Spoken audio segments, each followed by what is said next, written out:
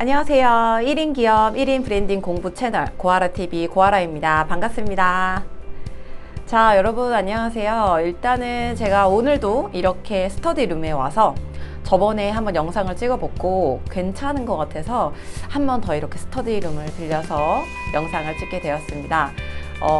저번에 제가 퍼스널 브랜딩 1편을 찍고 좀 반응이 그래도 주변 분들도 보시고 또 새롭게 구독해 주신 분들도 보시면서 도움이 많이 됐다라고 이제 얘기를 또 해주셨고 그런 응원에 힘입어서 제가 이제 영상 2편을 함께 또 올리면서 조금 더 구체적인 이렇게 실무적인 답을 드리기도 했었는데요.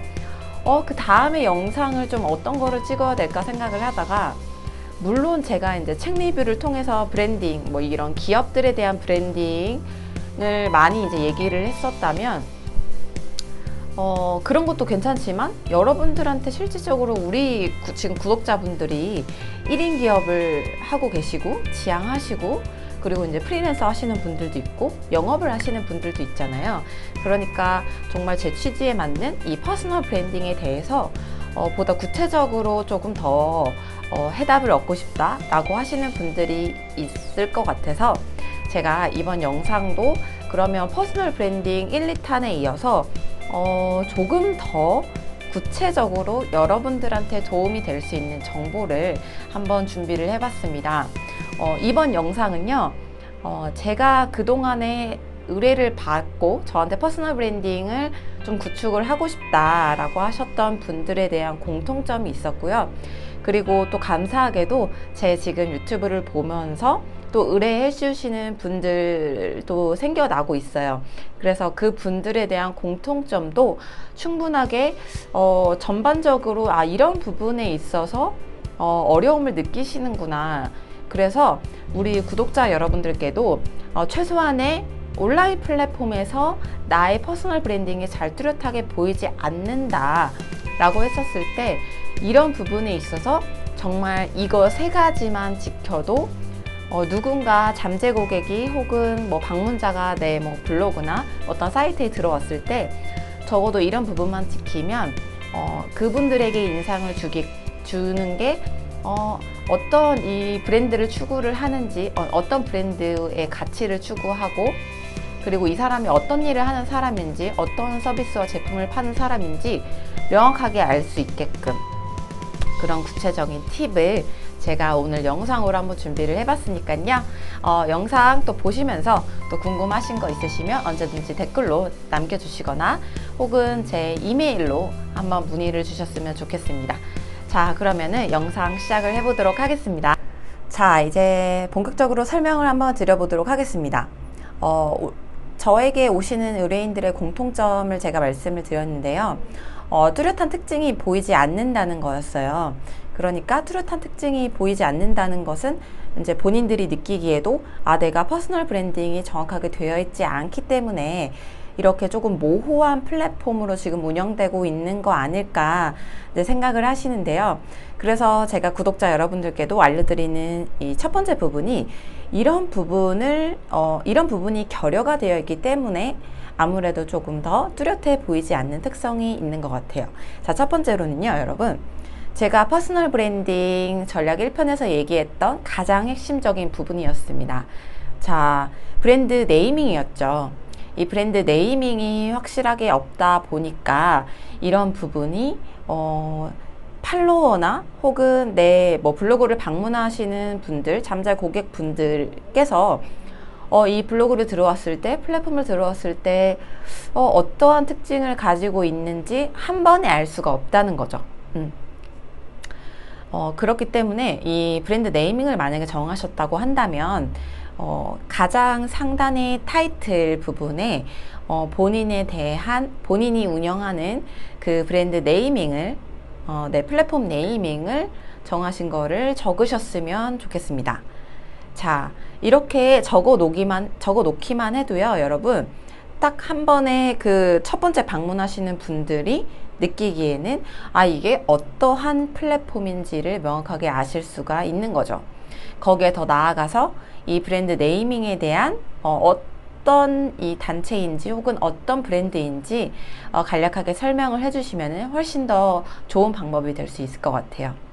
자, 그리고 브랜드 네이밍에 더 덧붙여서요, 여러분들께 하나 더 얘기를 해드리고 싶은 거는 예를 들면 블로그를 예를 들어 볼게요. 블로그 같은 경우는요, 우리 지금 그냥 블로그 글을 읽는 것 뿐만이 아니라 이 플랫폼 안에 있는 카테고리라고 하죠. 메뉴 카테고리인데요. 그 카테고리를 한번 살펴보면은 사실 퍼스널 브랜딩을 하고 싶지만 잘 뚜렷하게 보이지 않는 분들의 특징이 뭐냐면 카테고리 정리가 잘 되어 있지 않는다는 겁니다.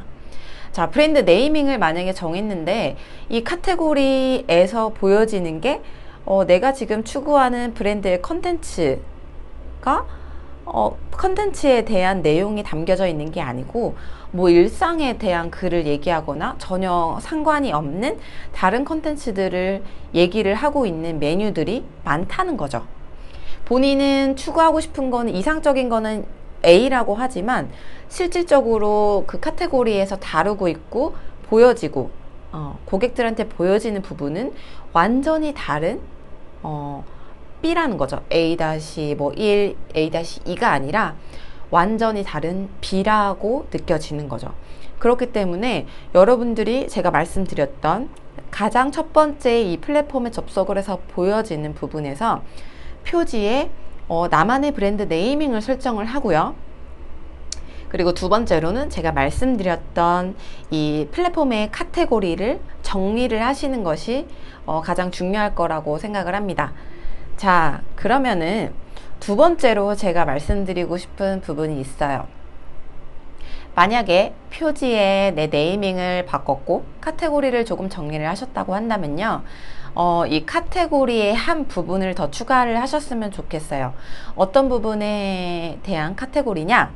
자, 바로 이건 두 번째로 말씀드리고 싶었던 거는 바로 소개입니다. 네. 자, 이 소개에 대한 조금 더 구체적인 내용을 설명을 드려야 될 것 같아요. 소개는 총 3가지로 구분을 할 수 있을 것 같거든요. 자, 소개는 일단 우리가 자기소개할 때 나라는 사람은 어떤 사람인지에 대한 소개를 먼저 하잖아요. 자, 그런 것처럼 여러분들이 나는 어떤 사람인지 소개를 한다는 것 자체가 여러분들은 1인 기업이고 1인 기업이라는 거는 즉 어떤 말이냐면요, 나 자신이 내 회사의 대표라는 말이에요. 나 자신이 브랜드고 나 자신이 회사를 대표하는 사람이라는 거기 때문에 여러분들이 반드시 어떤 사람인지를 소개를 해주시는 것이 좋습니다. 자, 이렇게 어떤 사람인지 소개를 하고, 그리고 두 번째는 당연히 여러분들이 어떤 일을 하는지, 어떤 일을 하는 사람인지 또 소개를 해 주는 것이 중요하고요. 더 나아가서 여러분들의 어떻게 보면 스토리텔링을 하시는 것이 좋아요. 이 스토리텔링이라고 한다면 여러분이 그 전에 겪었던 일들, 그리고 그 어려움을 겪으면서 내가 이렇게 어려움을 극복을 했고 이 어려움을 극복을 해서 결국에 지금의 나의 브랜드가 완성이 됐는데, 이 브랜드가 이렇게 나도 어려움을 극복해서 이런 브랜드를 만들었고, 이런 브랜드를 통해서 여러분들도 나의 만약에 힘드신 분들이 있으면 나를 통해서 이런 부분에 대해서 도움을 좀 받았으면 좋겠다. 이렇게 해서 나는 구체적으로 앞으로도 이런 일을 추구를 할 거고 이런 방향성을 나아갈 것이다 라고 어필을 하는 거죠. 스토리텔링을 하게 된다는 거죠. 그리고 이렇게 스토리텔링을 하면은 사실 좋은 점은요, 사실 여러분들이 되게 장황하게 설명하는 거 아닌가, 정말 귀찮은 작업이다 라고 생각하실 수 있지만요, 사실 이 스토리텔링에 대한 힘은 엄청납니다. 특히 고객에게 희망을 줄 수 있고 용기를 줄 수 있고, 나도 저 사람처럼 물론 지금 같은 고민이 힘든 부분을 겪지만 저 사람이 저렇게 극복을 했듯이 나도 이 사람을 통해서 그렇게 극복할 수 있지 않을까라는 그런 기대 심리, 그리고 용기, 희망을 줄 수 있는 부분, 그리고 이런 게 스토리텔링이 공감을 사게 된다면요, 자연스럽게 여러분 그리고 여러분의 브랜드에 대해서 충분히 신뢰감을 느낄 수 있다는 거죠. 1차적으로. 네, 그렇게 해서 두 번째로는 두 번째 소개는 내가 무슨 일을 하는 사람인지 스토리텔링을 해야 된다는 것입니다. 자, 그러면 세 번째로는 여러분 객관적으로 생각을 해보면 그런 거죠. 내가 제품을 사면 얻을 수 있는 기대치에 대해서 당연히 기대를 하기 마련이고 궁금해하기 마련이죠. 그렇기 때문에 세 번째로는 여러분 이것을 반드시 써주셔야 됩니다. 자, 세 번째, 나를 통해서 혹은 내 서비스, 내 제품을 통해서 상대방 그리고 고객이 느낄 수 있는, 얻을 수 있는 이 가치에 대해서, 혜택에 대해서 설명을 해주셔야 됩니다. 구체적으로 그러니까 명확하게 말씀드리면 그래서 내 제품을 사면요, 여러분, 내 서비스를 이용하시면요, 여러분들은 이런 부분에서 내 도움을 받으실 수 있습니다 라는 것을 구체적으로 명시를 해 주셔야 되는 거예요. 그렇게 된다면 이런 부분이 지금 제가 말한 이 세 가지의 소개가 완성이 된다고 하면요, 굳이 번거롭게 고객이 내 플랫폼에 와서 이 사람은 뭐 하는 사람인지 내가 더 정보를 찾지 않아도 이 카테고리 하나만 만들어 놓음으로써 여러분 내 이 플랫폼에 들어오시면 이런 부분을 읽어주세요 라고 명시를 할 수가 있고, 자연스럽게 내 브랜드에 대해서 더 신뢰가 가고 더 이해를 할 수 있는 부분들이 충분히 생긴다는 거죠. 그래서 다른 노력을 하시는 것보다 컨텐츠를 지속적으로 계속 만들어내시는 것도 물론 중요하지만요, 가장 기본적인 베이스로 여러분들이 정말 퍼스널 브랜딩을 명확하게 하고 싶다고 하시면요, 제가 방금 말씀드렸던 이 나를 소개하고 내 제품을 소개하고 나만의 스토리텔링을 하는 그 소개란의 카테고리를 하나 더 추가하시는 것이 훨씬 더 고객에게 이해시키기 훨씬 더 쉬운 플랫폼이 될 것 같습니다. 자, 그리고요, 세 번째로 놓치고 있고 여러분들이 약간 놓치고 있고 더 중요한, 이렇게 간과하면 안 될 부분이 있는데요. 세 번째로는 바로 상담 그리고 문의할 곳을 마련해라 라는 부분입니다. 온라인에서 사실 상담하고 플랫폼에서 문의할 곳을 마련하라고 하면은 조금 애매하거나 이게 무슨 말이지? 라고 생각하시는 부분들이 있을 거예요. 그러니까 이 말은 뭐냐면요, 여러분들이 퍼스널 브랜딩을 사실 하는 이유는 여러분들의 제품을 사기를 바라고 여러분들의 서비스를 보다 더 많이 알리기 위해서 사실 이 플랫폼을 운영하고 꾸미는 거잖아요. 그렇기 때문에 여러분들이 정말 열심히 스토리텔링도 하고 내 제품 서비스에 대해서 많이 설명을 해 놓으셨는데, 가장 마지막에 우리가 어떻게 보면 영업의 클로징이라고 하죠. 근데 온라인에서도 마지막 밑단의 제일 마지막 마무리 작업이 되게 중요한데요. 이것은 바로 상담이나 혹은 결제할 부분 혹은 문의할 부분에 대해서 안내 링크나 안내할 부분을 정확하게 명시를 해주는 것이 정말 좋습니다. 자, 내가 정말 열심히 내 제품에 대해서 설명을 막 다 해놨는데요, 이것을 물어보고 싶어도 물어볼 곳이 없거나, 신청은 어디서 하나요? 최소한의 신청을 어디서 한다는지 그런 부분에 대해서 고객들이 굳이 물어보지 않게끔 찾기 쉽게 여러분 상담은 이쪽으로 해주시고요. 그리고 제 서비스가 더 필요하신 부분에 대해서는 이렇게 신청서를 작성을 해주시면 됩니다 라고 자세하게 안내를 해 두는 것, 이것이 굉장히 중요한데, 가끔 가다 보면요, 여러분들이 이 부분을 빼먹고 이 첫 중간 부분만 되게 열심히 써 놓으시는 분들이 있어요.